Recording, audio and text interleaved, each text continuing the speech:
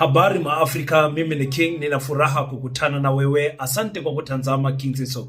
Ladies and gentlemen, yesterday the leadership of the economic freedom fighters was in the Western Cape in preparation of their 12th-year anniversary celebration that will be happening there in Khayelitsha. Now, ladies and gentlemen, there is so much that the CIC has said in that presser. They had a beautiful presser. A lot of questions were asked about everything that is currently happening in South African politics, and Julius Malema answered it all. So in this video, what I did is I chopped it up and brought the important things that I think are going to be more interesting to you to listen to, and I'm going to commentate over that. Let's talk about that, Basetta, and much more.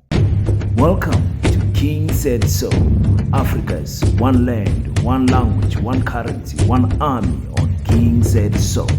Africans can unite. Your Pan-Africanist podcast. Enjoy. Peace in Pan-Africanism to all my African brothers and sisters from all around the world. Welcome back to King Said So. I'm your host, Kagiso Hlongwane. Host is in Jiva Sono, and we are back at it again with another one. Ladies and gentlemen, let me thank the 90 deposits that have happened in the month of July in celebration of Basetta's first anniversary. Some of you know that we are building a school and we are busy collecting money for phase 1 of the building project, which is a lot of money that we need. But we are a few thousand rands far or close to achieving our goal in starting the construction for phase 1 of our building structure, which is the front gate, the wall that walks in, the wings that walk into the gate, the parking area, the guard room. And we would like to thank all the 90 deposits that we have got. Our aim actually is 1,000 people sending us each 50 rand, and we would like to thank those who have sent. Some of you have sent more than once in this month, so we'll really appreciate you guys trying to push us to get to that point where we have enough money to kickstart this project, especially just the phase 1 of the project, ladies and gentlemen. So if you haven't already, the account details are on the screen. Please make sure that you send us a 50 rand, just a 50 rand. Some of you have gotten paid today. So normally the people of the 15th, of the 25th and the 30th are the ones that deposit more money. So I'm guessing that we're gonna have more people supporting the Pan-African School of Economics, Technology and Agriculture. Please visit our YouTube channel, Basetta School, and visit us everywhere on social media that is on the same handle, Basetta School, on Facebook, on X, on TikTok, or everywhere you will find us. Just type Basetta School, you'll find us, or rather just go to our website, basetta.africa. Just type basetta.africa and you will find us. Now, ladies and gentlemen, I know most of you don't watch all of these pressers in the entirety. You just want the important things. That's why most of the time you will see people having a press of 2 hours, 1 hour, 3 hours, and then they will cut it into small pieces so that the people can get some points that are very important. Well, I did it for you for the entire presser, especially for the question and answer session. When Julius Malema was busy reading there, tabling what the EFF is planning to do in the Western Cape, I will post that one in its entirety. But the question and answer session is what I love. I love Julius Malema and Jacob Zuma when they are not reading. I just want to speak from the heart. So I want to start with the first video where they are talking about the leadership of the EFF. Are they on the ground? Are they assisting in their branches where they are located from? Is the EFF working on the ground? And this is what the CIC said. Our leadership is on the ground. And none of us regard themselves as armchair critics or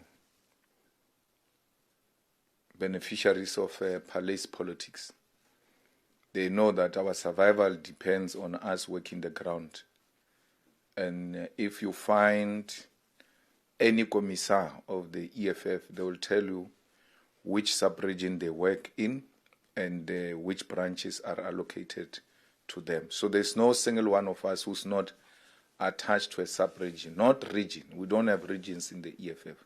We have sub-regions. That's how much we have reduced this thing to be more closer to the people and to be closer to the ground forces of the EFF and the membership of the EFF. And the response by the leadership is highly positive. And the debate we are having now is about they hired me a manual car, I've got a problem of the bag, our accommodation. So those are good debates because people are on the ground. They now know what is expected. Now, ladies and gentlemen, I've always maintained that Julius Malema cannot be the only personality that carries the weight of popularizing the economic freedom fighters. I've always maintained that. I said, when you had the first group of the EFF bunch, Kunene, Mbuyiseni Ndlozi, Dr. Mbuyiseni Ndlozi, Andile Ncitama, and whatever, it helped the EFF accelerate at a crazy rate in the beginning. Understand? And once the EFF hit 5 years, it had solid leaders there because they were already in parliament. They were working so much that you could not stop the wave of the EFF because you had so many personalities, including Imaibuye, Africa movement leader Floyd Shivambu. All of them, Umpile Mautwe, name them, they were pushing together. Ever since this issue of people moving out of the EFF, about Talimpofu and all of them, I can't name all of them.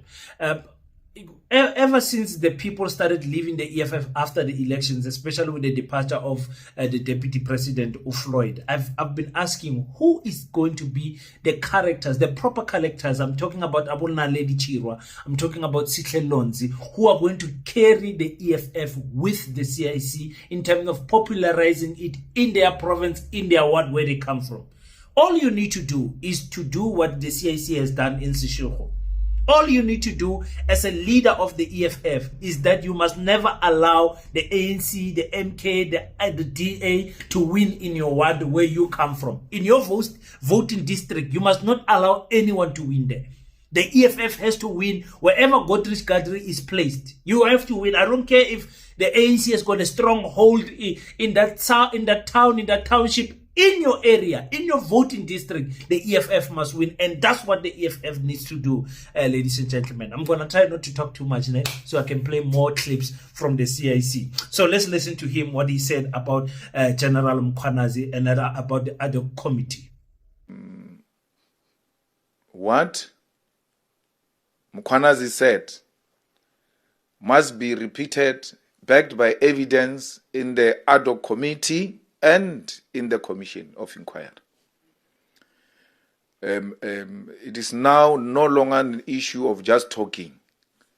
Let everyone who has got an issue bring that matter before the committee, and I'm going to sit in that committee of ad hoc committee to investigate these allegations. And if I'm there, there will not be manga business because I'm not scared of police or soldiers or anyone, including drug cartels or criminals. I'm not in the pocket of any thug in South Africa. That's why I live a free life. And if I'm lucky, maybe they will elect me the chairperson of that committee so that I can sort out this issue once and for all. If they mean business, they must bring it here so I can chair it. And then you will get to the bottom of these issues. Listen, I'm voting for the CIC to be the chairperson of the other committee in investigating and trying to put this thing of General Mkhwanazi into perspective for us South Africans. I like the fact that he's saying that General Mkhwanazi's claims must also be backed by evidence. It's very important. It's very important. Like I said, in the beginning, all of us, we said, hey, fire Mkhulu, hey, Cyril Ramaphosa is slow. Why is he wasting time? Fire Mkhulu. All of us now are singing the same hymn to say, let let it be backed by evidence. In fact, I was attacked by saying, there's a video I remember I made. I said, what if Mkhunu is lying? But when you watch the video, I said, in some instances, I believe Mkhunu was misled because of what he was saying. But I said, let the man bring evidence. He's got WhatsApp conversations. He's got all of those things. Bring those evidence in court. In fact, I don't have time for Edo committee and the commission of inquiry. That I don't have time for that. Bring that evidence in court and let these people be arrested. And then we will sing a higher praise, because we're singing a good praise right now for Mkhwanazi. And then we will sing a higher praise for our brother Ubaba. Mkhwanazi, General Mkhwanazi. Let's listen more. Like I said, I'm going to try not to speak more than the CIC. Let's listen more to what the CIC said about the ANC conference, Fikile Mbalula versus Paul Mashatile. Because let's take, for instance, the ANC conference is going to be a contest between Mbalula and Paul Mashatile. Both of them have got no hold over any of those factions in the police. None whatsoever. So, if you say Mkhunu has got a faction, then you must know Mkhunu's faction is Ramaphosa's faction in the police. That's why they said Mkhunu went to classify the Pala things and all of that. So, this commission and the committee will not only be limited to what Mkhwanazi said. If there was a cover-up in the Pala, it must be brought forward. Who sealed this information? Who was hiding the information from the people? So that's why we're saying, on top of commission, let's have an ad hoc committee, because the same commissions are going to say Parliament has not played its oversight role. So we are playing our oversight role now. So there is no duplication of duties. But equally, we are a committee that will make the necessary recommendations to the Assembly, and the Assembly will send, if agreed, those recommendations to the President for implementation. Unlike Zondo, who just write and then disappears into the bush. We are not disappearing into the bush. We are here. We're going to send the recommendations to him. And every time he comes here, he will have to account as to what happened to those ad hoc committee recommendations that were sent to you. Now, when it comes to the CIC becoming the chairperson of the ad hoc committee, we are in motion because Nanje is talking about investigating what General Mkhwanazi said, but now he's flowing into the Pala issue. And once they hear this statement, they will not vote him in because they will be scared to say, no, the CIC will divert to other matters. You know, we're talking about the sealing of the CR7 campaign documents, bank statements, and all of those things. We are not here for those things. We are here for this issue of Mkhwanazi. And who knows, things might be linked. Things might be linked. You might want to try and put your hand in the rabbit hole, not understanding just how deep that thing is. You understand what I'm saying? So I think for that reason, they are not going to elect him for that. Yes, now he's talking about something that is very interesting. Paul Mashatile versus Fikile Mbalula. I've always told you guys that will be the fight that will happen because Upanyazi uyamsaba Fikile. And Upanyaza respecta Paul too much. They from the same clique. Is this issue of having these cliques in the political parties. So when you have a faction where two people are powerful, the other one wants to give another one a chance. Like Paul is trying to give Upanyaza is trying to give Paul a chance. But Fikile Mbalula in his faction, it's him alone. It's him and Abu Cyril and Abu Gwede and all of those guys. And they will be pushing Fikile Mbalula to be the next president. Oh my goodness. Yo ngathi ngiyabona uFikile abe president ye South Africa. Yo. Hi South Africa. No. But for sure, I'm telling you, I can almost put my money to it. If Paul goes against Fikile, Paul will lose. I can almost bet my money on that one. You guys tell me what you think about that on the comment section. Let's listen to what the CIC said about Kenny Kunene. It's like Kenny Kunene saying he was taking a journalist there. To take a journalist is not a secret operation. Who is that journalist? Who's that journalist? Why would you take a journalist to someone who just came out of prison, who's on bail, as an MMC? Now I'm very happy. You know, I dance even at night. Oh, things are looking good, Shem. We told you these things are criminals. They are nothing else but mapantiti. He says he doesn't know that guy. He knows that guy. I know that guy. Not from a personal point of view. He's a well-known businessman. Until now, we knew him as a businessman. So, but I don't have a relationship with him like that, where I can call Patrice Motsepe or go to Patrice Motsepe's house or have tea at Patrice Motsepe's house, take my wife to Patrice Motsepe's house. Patrice Motsepe's wife knows my wife. I don't know the guy like that. But for Kenny to behave like that in public office and say he doesn't know that guy, that's a lie. It's a pure lie. And that's how thugs, 26, 28 gangs succeed. They lie. They think they can outsmart everyone. So, and Mashaya, they don't care whether you are convinced or not. They tell their story. It's done. But Kenny's story is not coming together. I think we can all agree that Kenny Kunene made a misstep in terms of going and visiting someone who's out on bail for serious crimes. Kenny Kunene made a big mistake, and that is why his brother, Gayton McKenzie, has sidestepped him and sidelined him for 3 months. He's probably not going to come back. There's a deeper issue that I want to jump into in terms of the Patriotic Alliance, and that is the racial tensions that are in the Patriotic Alliance. You'll be shocked because the Patriotic Alliance in its majority has only colored people and black people. I understand. And there is a classes. We have had people come out and speak about this. There's classes of colored people. The darker colors will suffer in the PA. You guys just look what is going to happen between Ashley and Liam. Just look what is going to happen there. Just watch the space and see how the young man is going to overtake Ashley, who is truly loyalist to Gayton McKenzie. Just watch. Luckily, Gayton is also a dark colored, so that counts. That works in favor for Ashley. But a lot of I said if I'm colored, I'm voting PA. But if I'm African, black, because they are also African. If I'm black, no, PA is not. It's not the party for black people.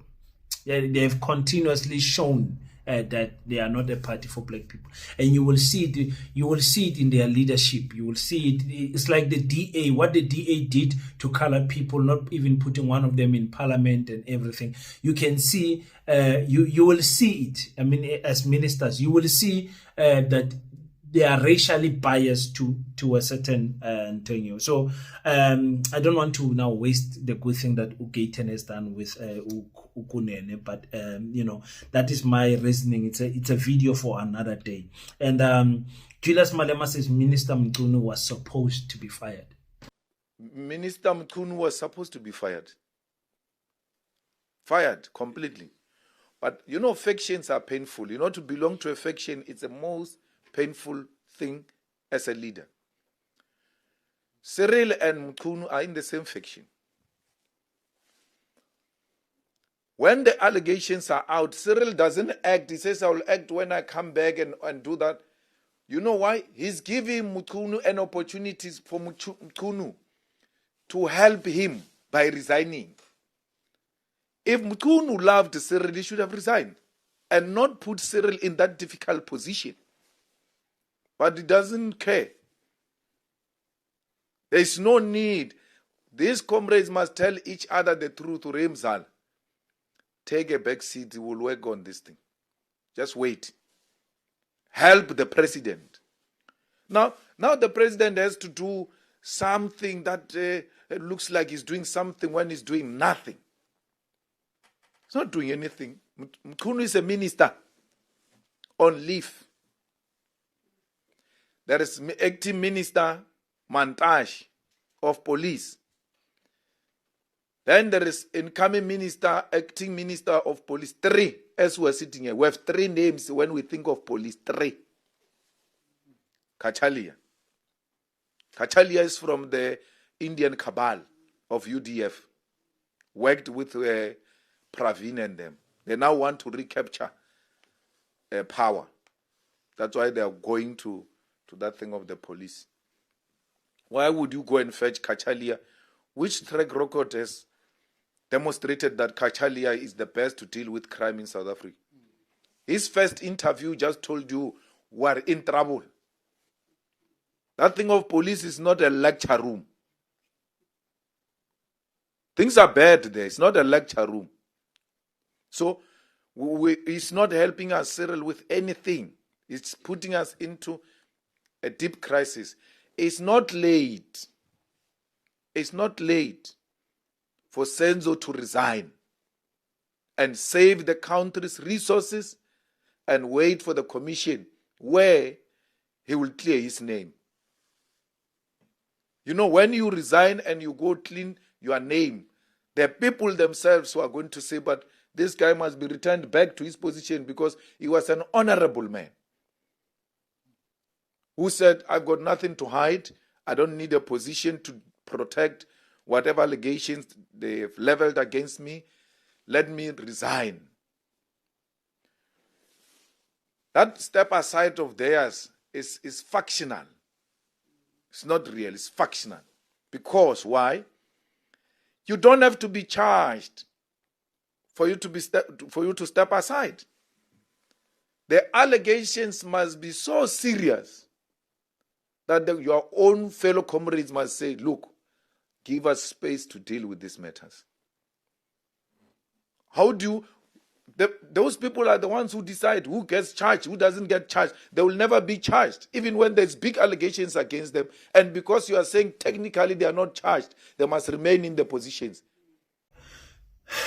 Yeah, the problem is that when there are people from the same faction, it's an issue, it's a challenge. So definitely, Senzo Mkhwanazi was supposed to be expelled from the job of Minister of Police, because Abu Cyril, they know just how deep this thing is. And I think because it's one of their own teammates, they are choosing to play it safe for him. Very, very crazy things that is happening there. But Mkhwanazi being fired, and then the committee comes after, and then the committee finds him not guilty, then we are in problems. You know, the suspension, even though we did not agree with Cyril in the beginning, I think is reasonable. But the problem is that if you watch this presser, the CIC says this committee, these are what you call these committees might take 2-3 years to have a final conclusion. Look how far the Zondo Commission ran.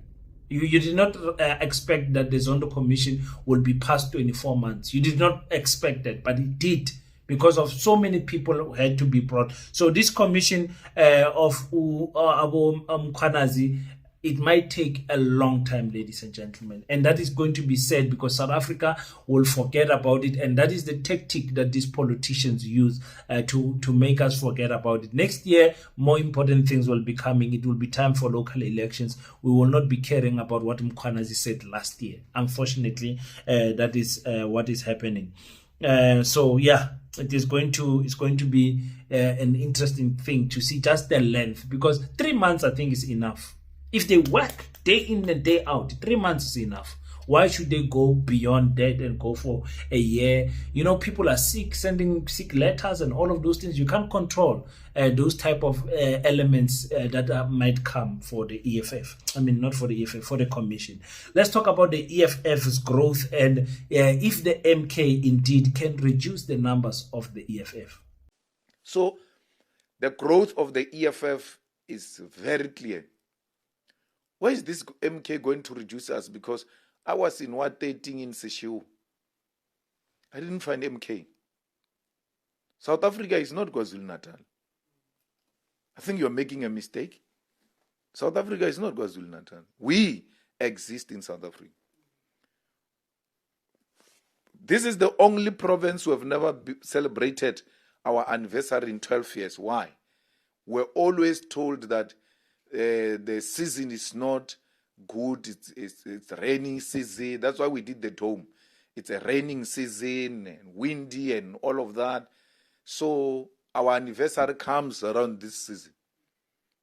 And we've had to take a bold decision that, comrades, we cannot have a province in the history of our organization which has never hosted a national celebration of the EFF, because we are a national organization.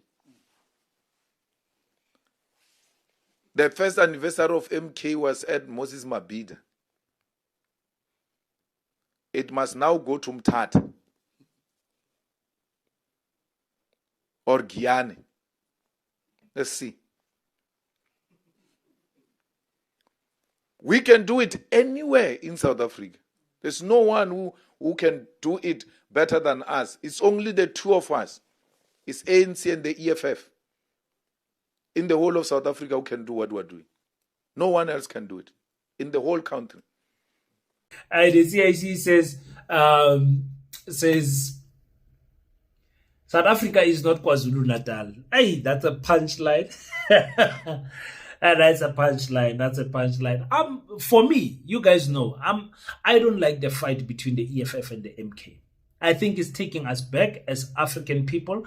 Those who love the EFF are so religiously, devoted to the CIC. Those who are in the MK are so religiously devoted to the President Jacob Zuma. But for me, as a black person, as a Pan-Africanist, I know this thing is just further dividing us as black people.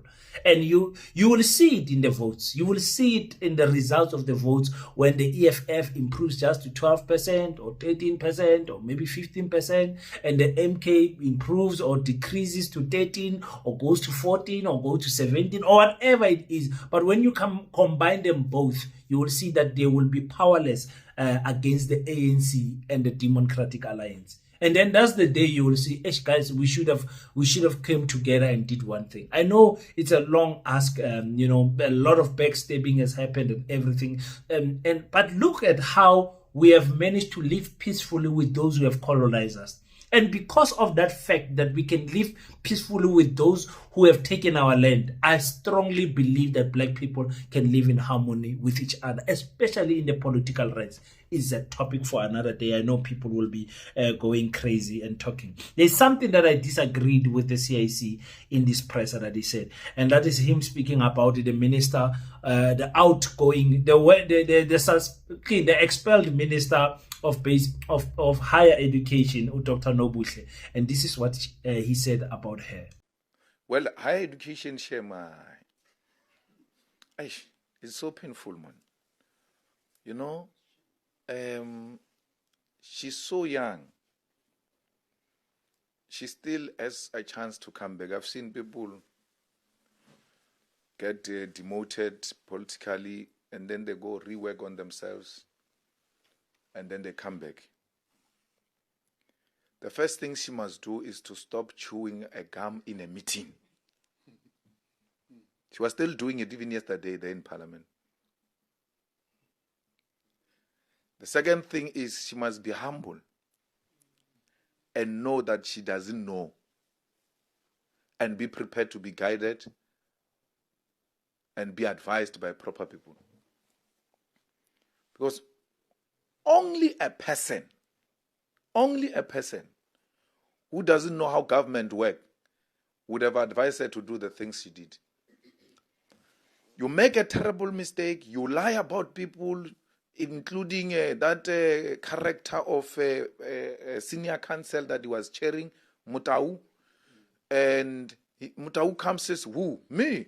I've never done that. And all of that. Now you get a second chance to go to a committee to now present, yourself in a different way and acknowledge your mistakes and say, no, this and that happened and all of that. No, she doesn't. She leaves the committee, she goes to a GBV program of a TVET college. When the TVET colleges are a responsibility of a deputy minister who couldn't go to the TVET because there was a committee of parliament here. Someone from the streets is misleading her. She's listening to someone who has no idea what we are dealing with here. There are certain things you don't do here in parliament. And she should have known that. And you respond to your own chairperson, the chairperson from the same party with you, in a manner you are doing. I mean, you should be collegial with the chairperson. You should know that if anything, my protection is going to come from here. You attack a place where your protection must come from. Go goal it. Go goal. What's that? That was childish. Extremely girlish. Childish. She was not ready to be a minister. It's not too late. She must go back to the branch and learn. Listen, we know ladies like Dr. Nobushi. There is no changing this woman. For me. If she was still chewing gum even yesterday, it means that she was doing it to show people that I don't care. And really, she does not care. So don't make any mistake of thinking that this type of people can change. No, never. I don't think, CIC, I disagree with you. That woman will not change. The test of time will tell if I'm right or wrong. But I don't give that woman a chance of changing in her behavior, her attitude. There's other things that you grew up with. And you can see this person grew up like this, entitled. You can see that she's a person who I'm not going to be told. Understand? I would have understood if she fought Sikelonzi, if she fought the MK political party, the DA. I would have understood. But her even fighting her own chairperson from the same political party, for me, it said volumes about the type of character she is. I wanted to make an example about another celebrity, but let me not get into gossip. But for me, that's it. There's no changing that woman. There's no changing her. Like I agree with the CIC. She was not ready to go into what you call become a minister. She was not ready. Her attitude stinks. She's got the qualifications, but her attitude thinks she can't work with people. Imagine if she can do that in a committee, higher education committee in parliament. What is she doing at the workplace? Nobody's gonna tell her in the workplace. She's unadvisable. You understand what I'm saying? That's why I almost say she fucked up. She fucked up the whole issue of the sitters. She messed it up. It's because of this type of attitude. Anyway, let me not talk too much, guys. This video is for the CIC. Let's hear what the CIC said about Mkhwanazi putting his body on the line. For a man to go outside the established protocols to do what he did was to put his body on the line. That's what a man does. Whether you agree with him or not, it doesn't matter. But he played a very, very important role in exposing the rot, and it is our turn now, as a country, not as politicians, to deal with this matter. The country must pay a closer attention. One, that Mkhwanazi doesn't get victimized. Mkhwanazi's contract is coming to an end in December. If anything, they must advertise that post now. And then he must reapply and get reappointed again so that he can finish this tax. Tax, I don't mean those criminals. I mean these ones we sit with here in parliament. Our problem starts here. Yeah. Mkhwanazi must arrest from here. But if we allow this thing to go and Mkhwanazi's contract is finished, they're not going to appoint him. Because they all say, Mkhwanazi, praise him, Mkhwanazi. At the corners, they don't like the man. Or you, this one is going to lock us up, all of us here. If they love Mkhwanazi and they think he's playing an important role, advertise the position so that Mkhwanazi can apply while he's still there, because it's coming to an end. That thing takes 3 months or even more to get appointed into that responsibility. We are at a point where we cannot afford to lose Mkhwanazi. We are at a point where we cannot afford to lose Mkhwanazi. Somehow, he needs to be retained into the force. And somehow, he needs to be elevated to a national responsibility. Because KwaZulu-Natal has become too small for him. Western Cape needs Mkhwanazi to come and deal with these crimes that are supported by DA, funded DA by money of drugs and gangsterism. That's why they can't deal with it. You think this thing is going to eat the ANC alone? Even the DA is going to be shown in those things. Because we're not only looking for Sibiya or Masemola. Any rot of the police must come. Anyone with information must come. And those are the people we must protect. It's very interesting to hear that the contract of Mkhwanazi is ending December. I didn't know that. You didn't know that. And now that we know that, we know it's over, Mkhwanazi. It's over. It's over. The commission is going to leap over 2025. I'm sure that's what they said, these comrades, when they were sitting down. They said, I don't know what about this one, man. His contract is even ending this December. He's gone. Don't worry about him. So if that's the case, then the CIC says the community, us as the community, as a nation, we must come together and defend this man. He must not be victimized. He must not lose his job. He will never get another job, Mkhwanazi, as long as the ANC is in power. The CIC, if you watch the whole entire press, is even suggesting that Mkhwanazi must go to national so that he can attack the drug cartels there in the Western Cape, where you are going to expose even the Democratic Alliance. You remember there was a mayor of the DA who was found with drugs in his office. In the office. You guys forgot about that one. Hey, yeah, no, Bafeta, I know. Mkhwanazi kuphelile ngawe inja yami. Only South Africans can fully defend you. So let's see what we can do, South Africa. Let's defend this man, Mkhwanazi, and hopefully he will get a job again, a new renewal of his contract, or he will go to national.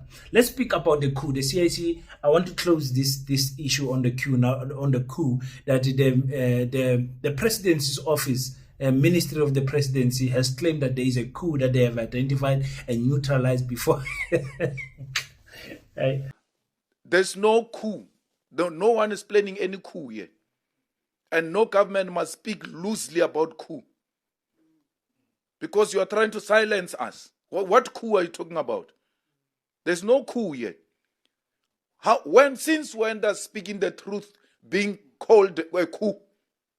When you expose rot, you are told we detected a coup. It's not true. There's no coup. You are going to be removed democratically. There's no soldier or police going to do anything. They are just going to expose you. That's all.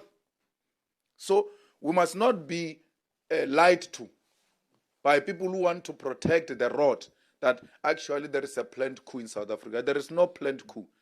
There is a planned commission of inquiry and ad hoc committee. That is not coup. That is the process to arrive at the truth. Thank you. That minister, we will smoke them out. They were saying, no, there's a coup that we identified because they're trying to divert our attention to other things. So luckily we did not buy it. Nobody bought that thing. South Africans know how South Africans are. A coup can never survive in South Africa because South Africans are so divided. In other countries, you have the entire country saying this, we have a problem with this president, or not the entire country, majority of the country saying we have a problem with this person, and only 20% of that country who are the politically connected and politicians who are in favor of that president. And some of them are also willing to turn their back against that president. And that's why when a coup happens, you will see most of the time in Africa, especially when the coup starts, the citizens are very happy that the coup came because they are sick and tired of the president. South Africans are not sick and tired of the president. South Africans are still voting ANC in by-elections. South Africans are still voting the ANC. So you know that we are fully divided as African people in South Africa. There is no coup that is going to happen. Nothing of such a nature will come to pass in South Africa. Forget about that one. It will never happen. Not in South Africa. Not in our lifetime. Unless if you guys call Ibrahim to come and assist us here. But you will see, even Ibrahim, if he comes here, South Africans will say, go back to Burkina Faso and solve your problems there. Leave us alone here. Some of us will be happy, say, Ibrahim, we are here. Some will say, no, we have our own Ibrahims here. Go and solve your Burkina Faso problems. We don't, here we go to the voting station and we vote. Because South Africans are delusional. They think that you can win economical freedom through a ballot paper. They think that is possible, South Africans. They think that we'll get land back through a ballot paper. Hey, my friend, thank you so much, guys, for tuning in on Kids. So you enjoy the content, please click the subscribe button. I'll really appreciate that. And yeah, please support Basetta, ladies and gentlemen. From the bottom of my heart, I will appreciate that even more, ladies and gentlemen. Let's talk more on the flip side. And until we meet again, don't forget to pray. But after you pray, stand up, African child. Do your best so that God can do the rest. Peace in Pan-Africanism. I salute you.